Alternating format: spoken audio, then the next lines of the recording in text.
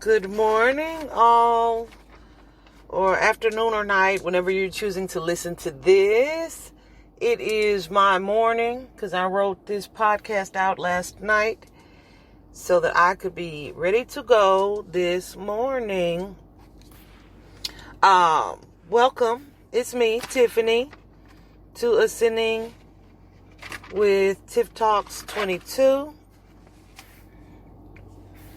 Today, guys, we are going to talk about nurturing and what it actually is, right? So I was in the shower. I do a lot of my good meditations in water. Anyway, I was in the shower and I was just thinking and talking to Spirit.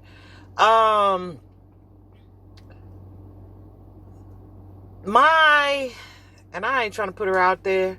She's sweet. She does a lot. She is, giving of her energy, that's for sure. But I was thinking, my mom, she is the type of person, her word, hospitable, So she's the parent that when you come in her house, she wants to do every single thing for you as far as feeding you, washing your dishes, moving this around, doing that. But it's like, okay, she does those things, but is she nurturing? I feel like there's a huge difference in that. And so I started to think about this word nurturing, and I could relate it to not just her, of course, but a lot of mothers, especially baby boomers, people who are my age, and I can think of their parents and the experience that they had with their parents. And I was like, wow, I think that a lot of us feel like we were raised in good homes, or we were raised by loving parents, but those parents were not necessarily nurturing.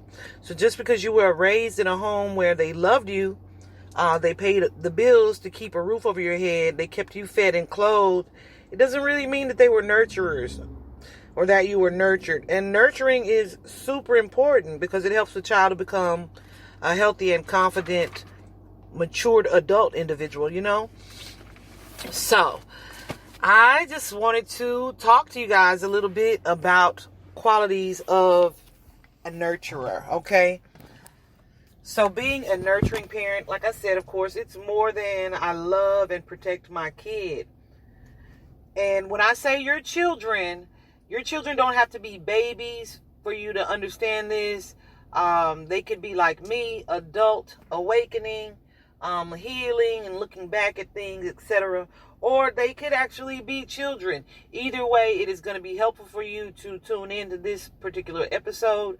Also, if you work with children, and you don't feel like you have a connection to them. I remember someone, when I was in the school system, one of my students that I had a super strong connection with told me that one of the teachers asked her, why y'all always talking to Miss Me? Miss Me. I didn't want to say my last name. Why y'all always talking to her? Y'all probably be gossiping. And it was so funny, one, of course, because the kids told me, because they tell me everything, because they are comfortable with me, but that's also because I nurtured them. So that's what I was thinking. The difference in you and I, because we weren't gossiping, it's not really what we did, but I nurtured these students. I listened to them, I checked on them, I asked about them, we talked about them. So her and her insecurities, made her ask that question. But anyway, so let's get into it, right? So your children, adult or not, need to be understood. Y'all know I don't edit also, so you're going to hear these papers rattling, but get this information, okay? Focus on what's important, okay?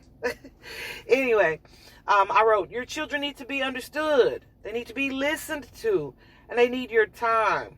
So a child who feels securely nurtured, like I said previously, is going to mature into a more healthy and balanced adult. It's going to affect their overall well-being, their growth, and their development into adulthood.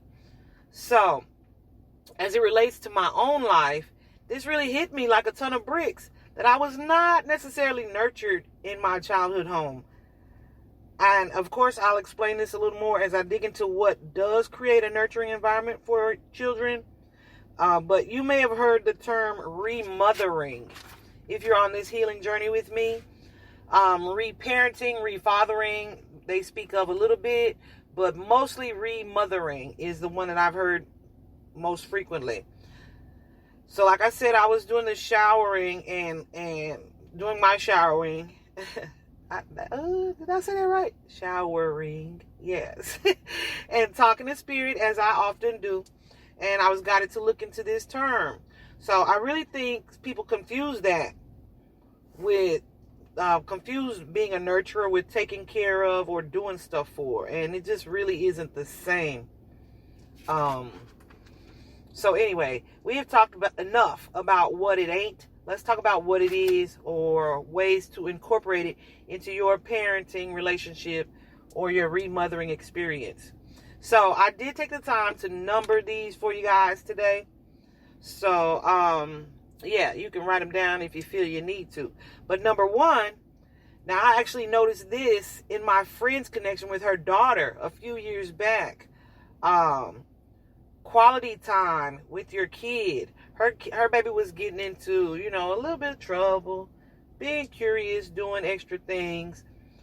And when I would come around, I just felt like I connected with her daughter so easily just from listening to her and talking to her about things that seemed trivial because she was a kid.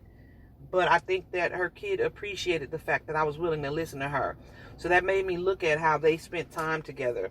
And me, I don't think I was a very good friend in that regard because I didn't really mention this to her.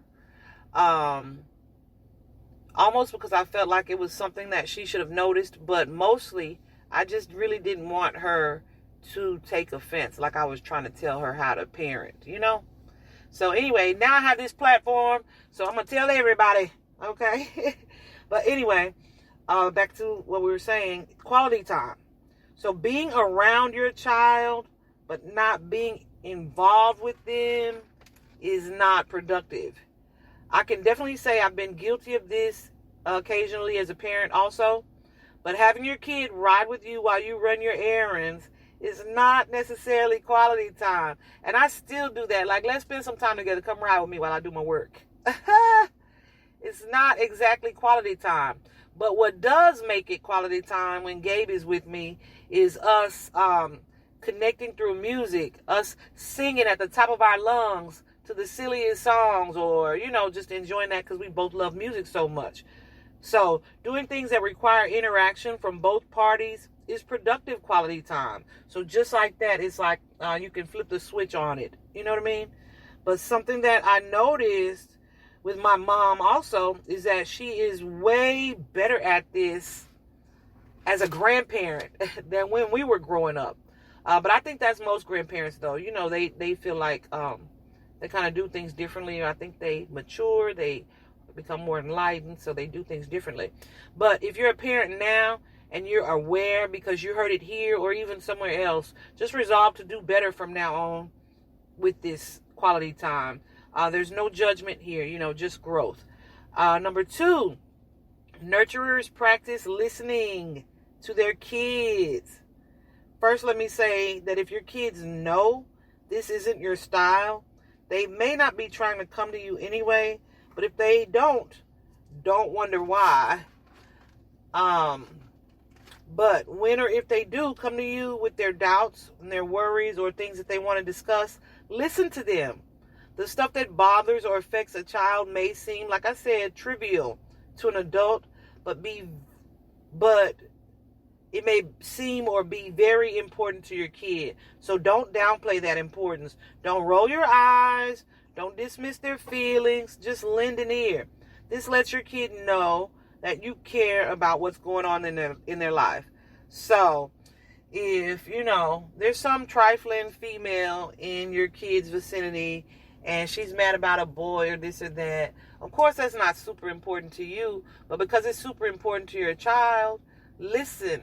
Listen with, like, intently. Listen like you actually care. And how do you do that? Of course, not only hearing them, but ask questions. Ask questions about the things that they're saying to make sure that you are fostering an understanding. So they're like, oh, we really had that conversation. Yeah, we did, because it was an exchange. It wasn't just you listening, right? Number 3, it says, I think this one can really be overdone. So, of course, like with anything, there is a balance. But routine. It is so important as a young person for you to have a routine. I think we can confuse routine with being strict or overprotective. These aren't really the same things. And this is specifically for childhood, but establishing a routine is important. Many of us adults fondly reminisce on when we were growing up, our Saturday mornings, especially in the Black community. Mostly Saturday mornings were reserved for what? Clean up day. A lot of us, it was hair wash day. A lot of us, it was going to be laundry day. But also, back in the day, it's different now because, of course, kids have access to cartoon channels. So it's cartoons all day, all the time. So there's no real specific, like, ritual around it. But Saturday mornings was cartoon day. Saturday mornings could be either the day you slept in late or you slept in early. Either way, it was your routine.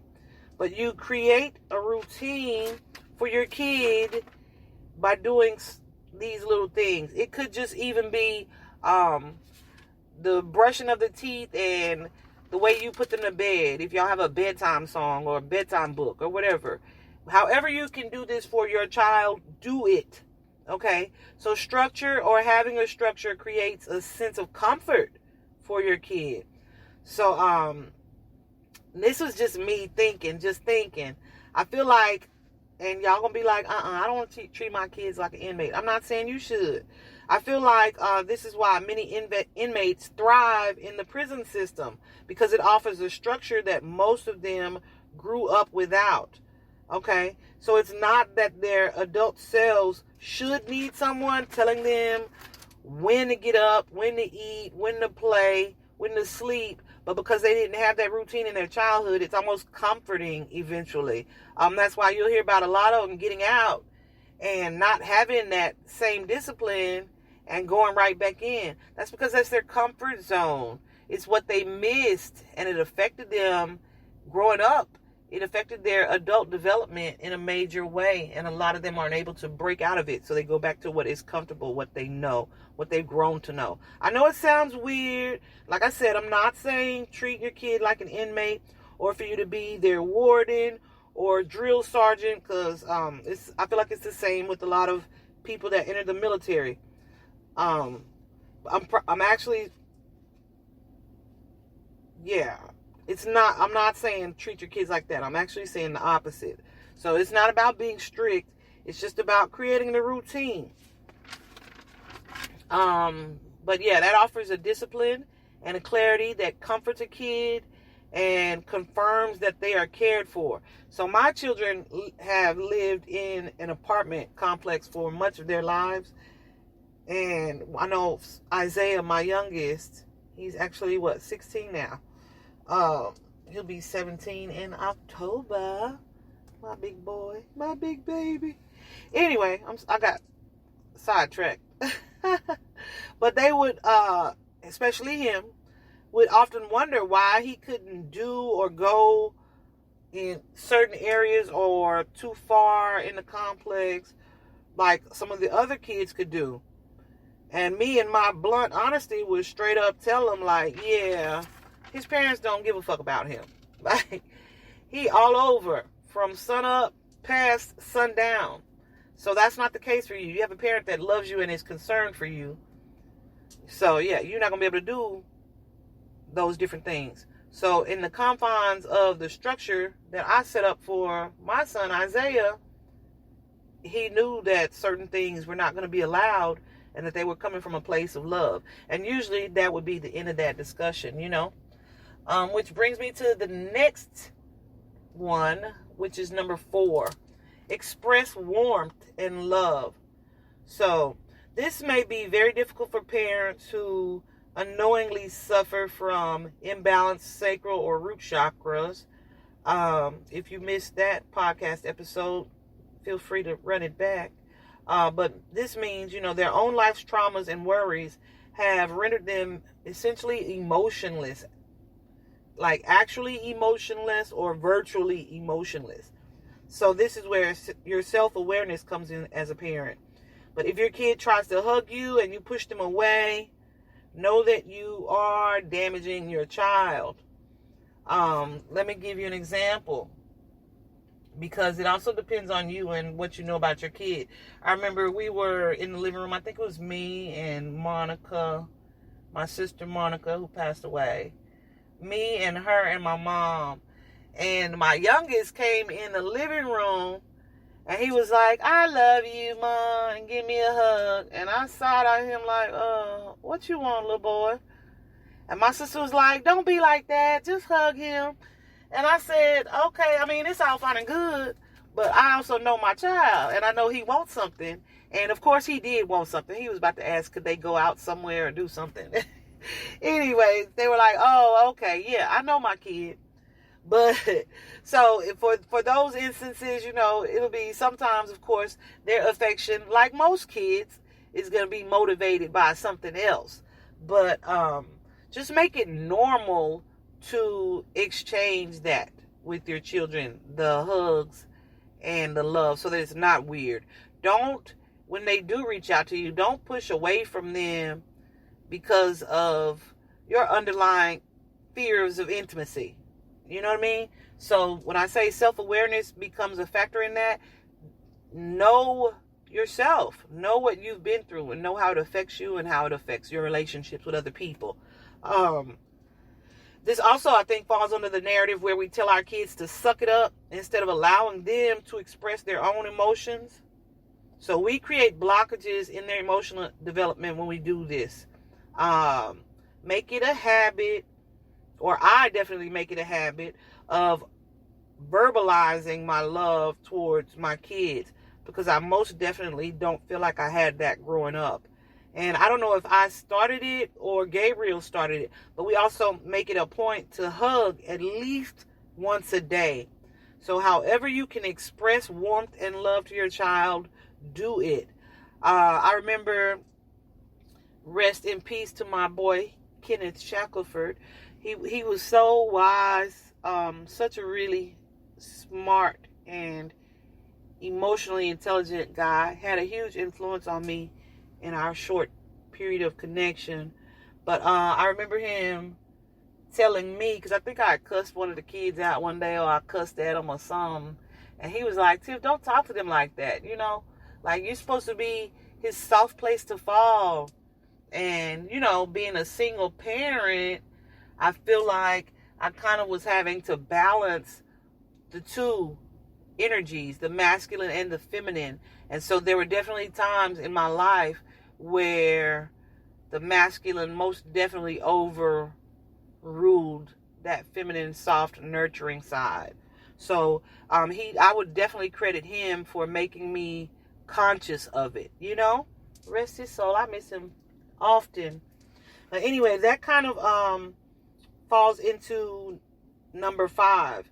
Number 5 is to practice positive touch. Again, a lot of parents didn't receive it. They don't receive it. They don't know how to receive it. They have this fear of intimacy. And you would think fear of intimacy is romantic relationships. Yeah, but those blockages feed into all of your interpersonal connections. Even when I'm just having a regular conversation, I notice that I tend to do this. When I'm speaking to someone, I may touch their arm or something like that. I don't know. It just creates a different connection. That's almost my habit. And I guess that's a good thing. But in exchanging with your child, your kid, a pat, a cheek, kiss, a hug, physical reassurance is critical to their healthy emotional development. Even to this day, I can say, I forced my mother to hug me because, in passing, not not on a consistent basis. I could probably do it more, but I kind of force this on her because I understand and know that it's out of her comfort zone. But I know that it is good for her and for me.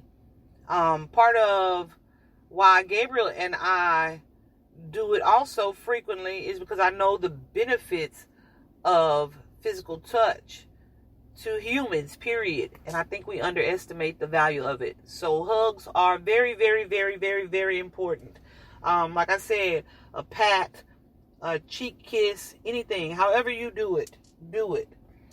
Number 6, appreciation and reward. Ooh, child, let's talk about it. So, acknowledging their effort and their achievements, it encourages them to challenge themselves to do other tasks that may seem like bigger than what they started out doing. If you yourself are a person, again, who suffers blockages, you may have a hard time having or creating new experiences for yourself. So it may be a challenge for you to foster that or encourage that in your young people. But if your goal is to be nurturing, make the effort to celebrate your kid. I was thinking back in my childhood, and I keep referring to my childhood because, hell, I can only tell you about my experiences. I could tell you about, what I've learned or just what I've learned, but that is just that. That's learning. Wisdom comes from experience, right? So I'm going to tell you about my experiences. But like I said, I think I won so many awards and competitions and trophies as a kid that it became so much the norm in my home. And then already dealing with a parent who wasn't super nurturing, I don't feel like I was celebrated, or those things were very celebrated in my home. Were they proud of me? Sure. I feel like they were. I feel like it was expressed to a degree, but it wasn't celebrated. I feel like I definitely got more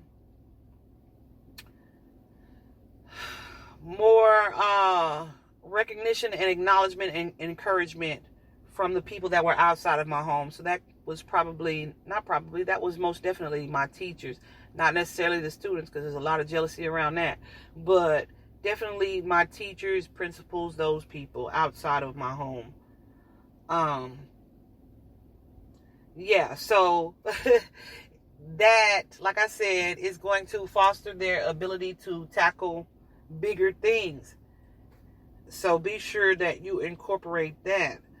And I feel like it definitely stunted me in a way, because it made me much more conservative or reserved when it comes to experiencing new things, when it comes to kind of stepping outside of my comfort zone, and just my level of self-confidence in certain things. Cut to me being 42 years old, just now taking my first road trip by myself. Like, it be the little stuff, y'all. It's the little stuff, but it's important. It all correlates. It factors in. Number 7. Hold on just a minute. Okay, number 7. Human beings are social. We are social. We were meant to be social. We were meant to interact with other people. So if you are a person who is antisocial, who discourages social interaction in your child, it is a direct projection of your stuff from you to them. So don't do your kids like that. Take them to the parks. Take them to the libraries. Encourage them to take classes where they pursue hobbies and they have to interact. That encourages their social skills. Nurture their extrovert side. And like I said, even if that ain't who you are, you've grown hardened by life circumstances, you have guards and defenses up, don't project that onto your child, because we are not here or meant to be here to live a life of solitude. It's just not the way that God created us to live. Also, if you have a message, or you are a person that shares or seeks to share whatever it is, your spirituality, your religion, or whatever the case, you cannot do that if you live a life of solitude. So social interaction is most definitely encouraged. Community, it is all about that, especially to me, and especially as my understanding of life purpose and whatnot increases. It is all about community. I have pretty much always, except for when I was a child, been a super social person. But even then, as a child, I was in, a lot of stuff. So I was always interacting. Even though I was kind of shy, I had not come into my full-blown Leo energy. But in the groups that I was in, I know people in high school, like my choir groups and stuff, the groups that I was in, people are surprised to hear me describe myself as shy. But I was very shy, and it could come from insecurities or actual shyness. But either way, it was me. But I think that in those particular groups that I had my hobbies focused on, which was music or singing or whatever, I was more comfortable. So outside of those realms, most definitely shy. But anyway, number 8, to keep your kids safe and secure. That seems like a given, right? Like, duh, what parent isn't doing that? But you would be surprised. My mom recently told me a story about this minister she was in a class with, who was telling about when he let his son put his finger in the electric socket and how he thought that was funny. That is the most ignorant thing I have ever heard. Also, guys, just for sake of understanding, I recently saw a video with Erica Mena and Safari. They have they're reality stars. They have a daughter, I think it was, or a son. Anyway, the baby fell. The guitar fell on top of the baby. And this fool, the dad, Safari, yeah, I said it, I mean it, instead of running to the aid to help the kid, to pick the kid up, he sat there and laughed. And she was like, get her up, or get him up, I don't know what she said. And she went and nurtured the baby and hugged the baby, and the baby was just crying, screaming. Probably wasn't hurt, probably more scared by the situation. But either way, all I could think, being the analytical person that I am, is like, he doesn't even realize the damage that he's doing to this baby. And it may not show up completely now, but as an adult, you just taught your kid that he can't trust you, or she can't trust you. And they're probably going to have a certain distrust of the world that they live in and the people around them. But hopefully Erica's nurturing counteracts that in a way. But just like this minister letting his son put his finger in the socket. I don't know if they have a close relationship or not. But what about that says nurturing? It's one thing to allow your kid to fall and make mistakes, because that is also life. But to sit back and be amused by the lack of protection, it's a problem. It's a problem, and you do a disservice to your child.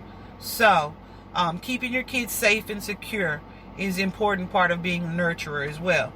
So this is last, but it's definitely not least, due to lack of importance. It is super important that you take the time to nurture yourself, however that may be. That could be walking, that could be your girls' nights, that could be getting out with your boys, for the fellas out there. It could be taking time to relax, to meditate, however it is that you recharge. It could be a nice quiet bath. Treat yourself, okay, to this, because to not do this is not to the benefit of your child. So don't make yourself a martyr, like, oh, I've sacrificed everything for my kid. No, take the time to pour into your own cup, because you can't give out what you don't have, okay? So if you're not taking time to love on you, how are you giving out love and you not even expressing it towards yourself? Yeah, and I actually posted something about that, I think, a day or so ago.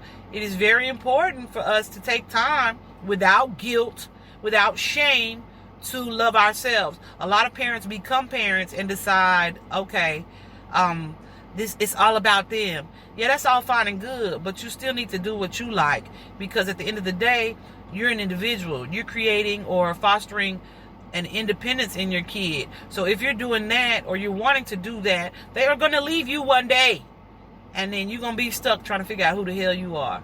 Trust me, I live it. I live it. Here I am now, trying to figure out, damn, what makes Tiffany tick?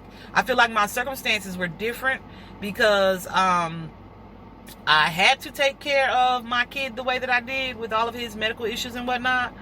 But at the same time, the few times that I did try to get away or wanted to get away, I absolutely, someone projected their guilt onto me for having that desire, and I allowed that guilt to absorb into my beliefs. And so that's one of the limiting beliefs that I have most definitely let go of over the past years, because I realize it is still important for you to be you, even if you're a parent. And I think a lot of baby boomer parents do us like that, or it's like, well, I didn't get no breaks. Well, that's your bad.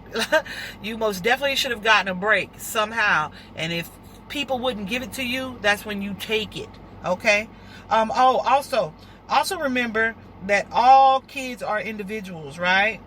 So this is where kind of developing a connection with your kid is important, because you're going to know who needs what part of this nurturing more.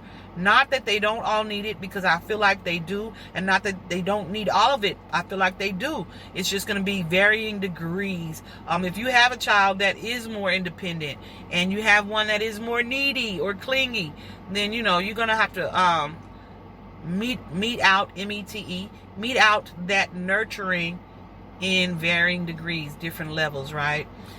Anyway, guys, it is a lot. It is a lot, and I was trying to stay within a certain time frame. As usual, I failed because, I talk. I talk. Is what it is. I hope you guys got something from this. Most importantly, I do want to say, do not beat yourself up. If you find yourself guilty of any of these things, like I said, I have most definitely been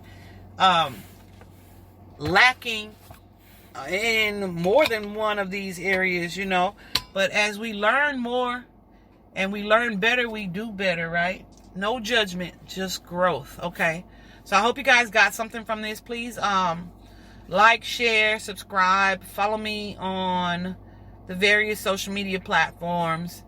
I'm easy to find. I ain't hiding, Look me up. Okay. Thanks for being here. I don't know again what the next podcast episode is going to be about. I share it as I get it, divinely inspired for sure. I hope you guys have an amazing day whenever you listen to this, wherever you are. Thanks for vibing. See you soon. I love you. See you soon.